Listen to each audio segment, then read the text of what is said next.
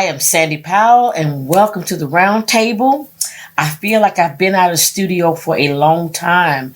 This pandemic has really been cramping my style a little bit, but we've had to do what we've got to do in order to maintain and keep things in the road. So, welcome back to the Round Table. Like I said, it's been a minute. So, I got to talk about what's had me out of the studio, though, and that's this pandemic. I mean, everybody's talking about it because it has become our way of life. It's become the thing that's kind of like the elephant in the room. And every now and then we forget the elephant in the room. We trip over it. Okay, we're still in a pandemic. And so it's made great changes in all of our life.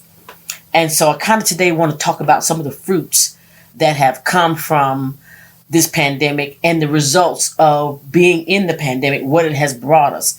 And just from my perspective, talk about in a broad way some of the things that have affected us and has caused us to take a different look at how we live this life. And so I know for me, I've talked to people as well as have experienced it, changes in relationships, like husband and wives find themselves, bonding, coming together because why? You stuck. You're in a place where you have to figure it out. You have to learn how to get to those places of compromise, get to those places of coming together and being on one accord with one another, having the ability to work through these things. Why? Because you're right there. You don't have these what we call escape pods to go to anymore. We used to have escape pods. We go to so and so house for a little while. Now you can't come over there, not because you don't want to go over there. They ain't letting you in the door. That's one thing, and so you find yourself turning to one another, figuring it out on how to, communicate, to compromise, to come to a happy mediums, to even sometimes give that extra ear that you wouldn't normally give because you have these escape pods that you would go to. So we have relationships that are coming together and developing and flourishing, and we're finding more positive ways to deal with each other as husband and wife. And then when it comes down to relationships for friends, your value has gone up. You used to take for granted some of your friendships. And so now you find that though you miss them, you used to have contact a lot with each other. And so during the pandemic, these people that you spend a lot of time with, the value of the friendship has increased. Now you go back in your mind and you think and you realize just how blessed you are to have these people in your life. And so it's even rekindling those things. It's building in those relationships as well. And so all the way across the board, it's a build as well. Now, I'm not saying that there's not some folk who are going through in the opposite direction, but I'm heading a positive way right now on this thought. But in relationships with one another, we have valued those friendships, and so the pandemic has caused us to miss those little moments that we used to be able to. Like I know with me and my husband, Reverend Powell, we miss going to the beach with our friends, the Taylors. That was our thing. We got away and went to the beach 2-3 times a year, but we haven't been able to do that as of late during this time. We've had to refrain from going to the beach because why? It's just not safe. It's not safe and it's not wise. And so we are missing those times with them, and we'll find ourselves with pictures that we'll send back and forth to each other. Remember this, remember that. And the value of our friendship has increased even more, even though we don't really get to spend a lot of physical time with them. We do value, and it has increased the value of our relationship and our friendship, just since the pandemic, since we haven't been able to do this. And then I'm going to scoot right on over and say my relationship and others, their relationship with God has taken an all-time high. It has increased. We found ourselves praying, talking to God more, having a listening ear to hear what the Spirit is saying to us during this time, because we're all looking for answers. We're all looking for, Lord, what is our next move? What should I do from this point on? Is this, we're consulting with the Father a lot more than we used to. We used to just off the cuff, I want to do this, okay, cool, go do it. But now we're finding ourselves considering what the Father is saying to us about even simple matters, things that we once didn't consult God about. We now say, is this wise? Is this something that we should be doing at this time? And so we're hearing him more. We're listening to him more. And it's not that God hadn't been talking all along. He had been talking all along. As a matter of fact, he's been talking very loudly to us, but we were deafening ourselves to his voice and doing what we want to do. But it's something about being in need and being in trouble that we'll find ourselves looking to our Creator, looking to our Father, and looking for answers. So during this time, the fruit of the pandemic has brought, in some cases, some very positive things. And I wanted to start off with that because it has created some very positive moments in this pandemic. And even with relationship with family, you're realizing that, or we're all realizing that the importance of family. And now that we're not able to be with one another or to visit with one another, and even to the point where some of us have lost loved ones during this time to this virus, it has created in us an importance of what family is and how important family is. And so although this pandemic or this virus has wreaked a lot of havoc, which we will talk about some of the things of that, the fruit of some of this has been positive, has been that we are more sensitive to life and what life has to offer us, to include family, loved ones, friends, and being able to spend quality time with each other and valuing those moments together. So those things kind of take care of themselves. But in the sense of talking about this pandemic and what it has, also the results of it, we have to talk about some of the negative things.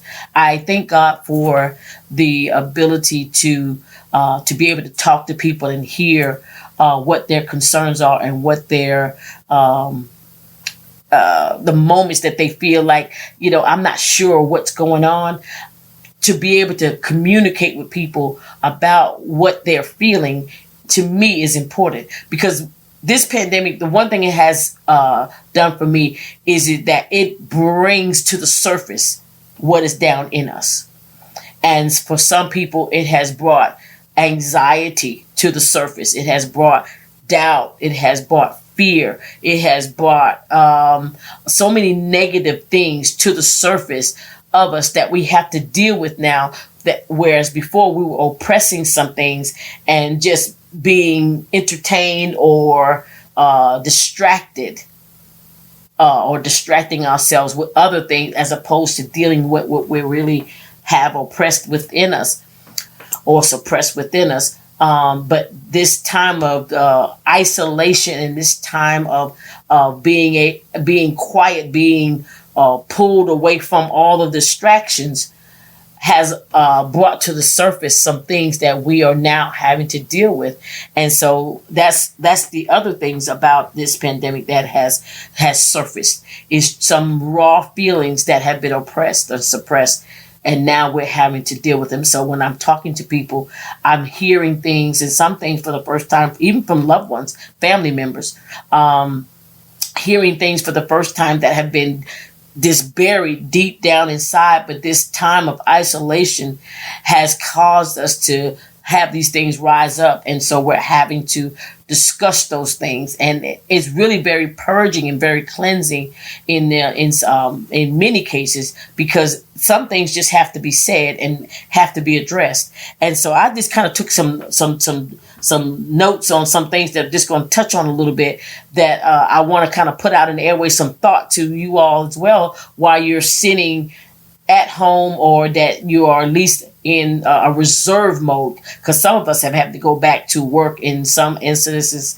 and we've gotten back out in public in some ways, but we're still not full-fledged. We're still not all the way out there, and so we're still having to still pull back a little bit and be a little reserved and a little pull back from people and distractions and things, and we're still having to have this listening ear on things that we're dealing with on a day-to-day basis. One of the things that I did write down is that during this pandemic, during this time, and when we're kind of slowly but surely coming back out doing things, we can't get too lax with it though. We can't get too comfortable, because the one thing that I'm for sure of is that we're in the middle of a pandemic. This virus is not nothing to play with, and so I have had a few losses of friends, loved ones, and people who are a part of our circle who have gone on because this virus.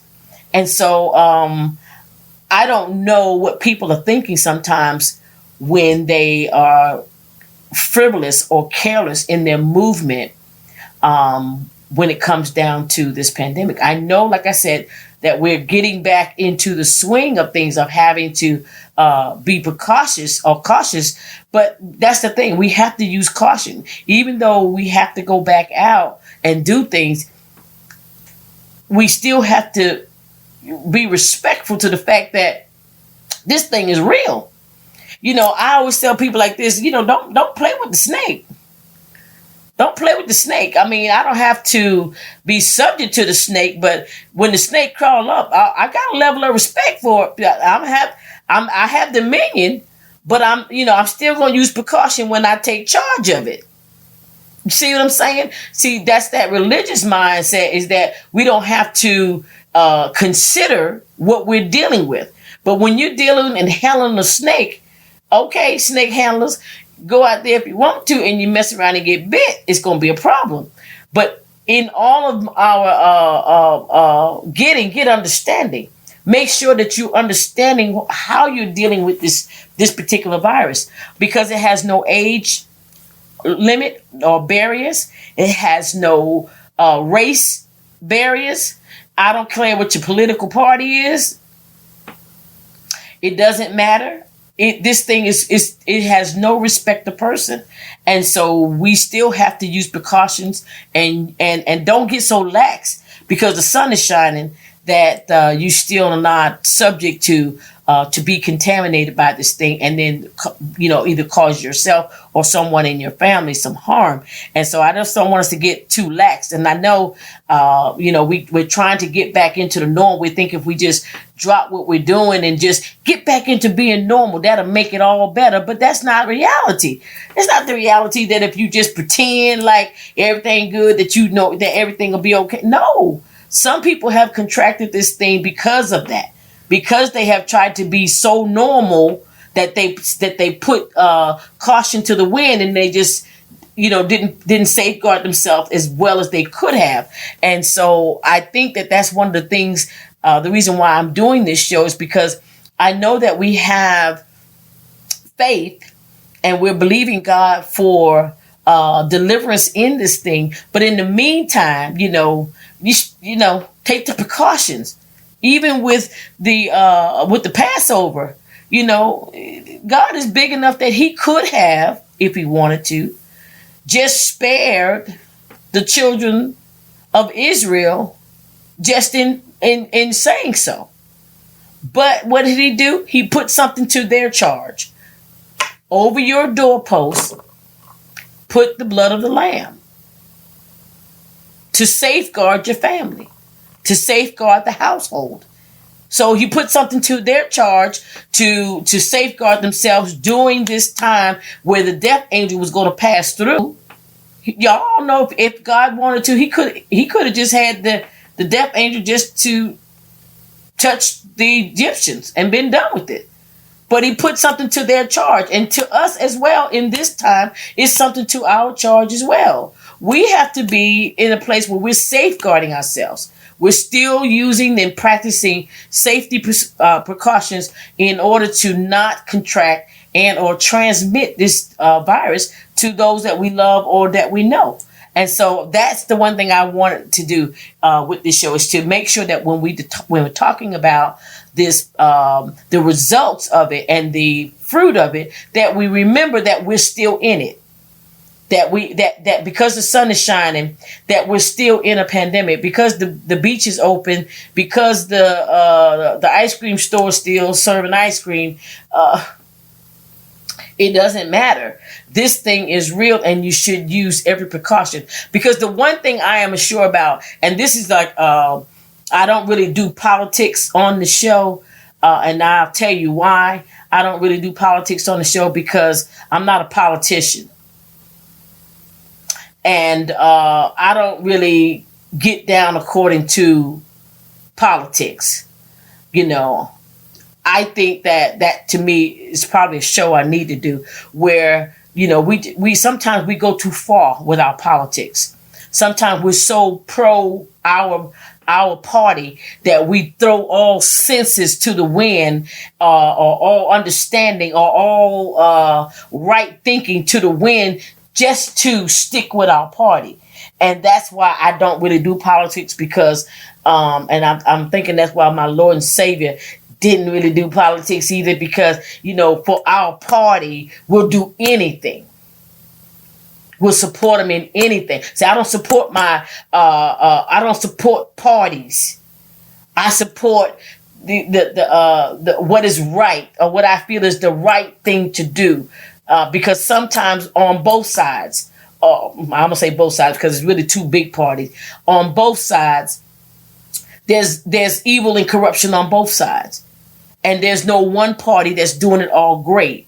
So that's why I really don't do the politic thing. But there's some in this pandemic. There's a lot of politics going on, and people are supporting and upholding and doing things only because it's their party that's behind it.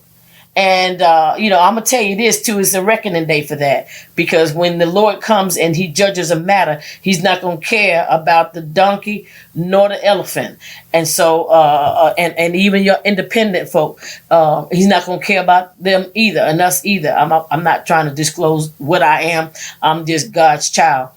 So at the end of the day, we're gonna have to pay a price for being a party follower and not a righteous follower.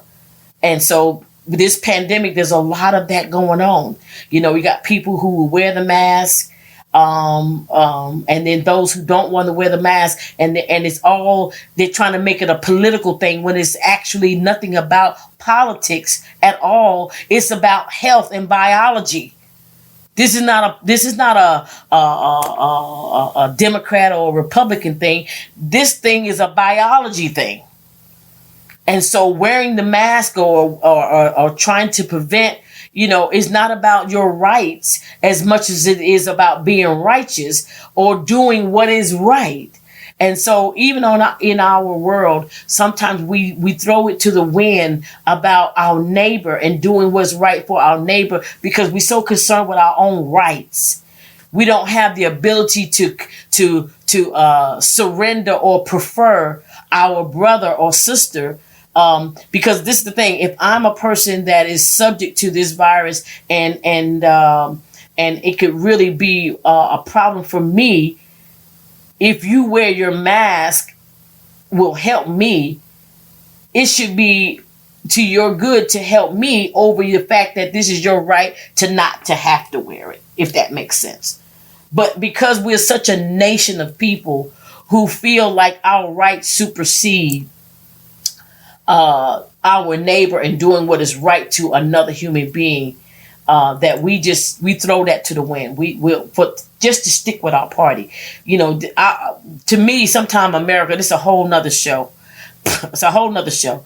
But I gotta say, since I'm already here, I'm already out in the middle of the ocean. But for the sake of man to do what he thinks is right in his eye, he will omit and disregard what God says. I mean, we'll support the elephants, the seal, the dog, the cat, the birds. Right now, I think it's the orangutan that's up for, can you send some money to help the orangutans? But we won't look to another human being and feel the compassion to even be humane one to another. But we will run and just about kill one another over something that I feel, or that I know for a fact that the Father will feel like it's irrelevant. And it's all politics. It's all politics. And I'm totally off what I started the show about, which is the pandemic. But the pandemic brings about, like I said earlier, brings up out of us things that have been sitting in us. Some people are just, right now, they're riding the boat of the flag. It's politics. It's politics. If you don't kneel to the, if you kneel during the flag time and then you're somehow taken away from another human being. No, it's not.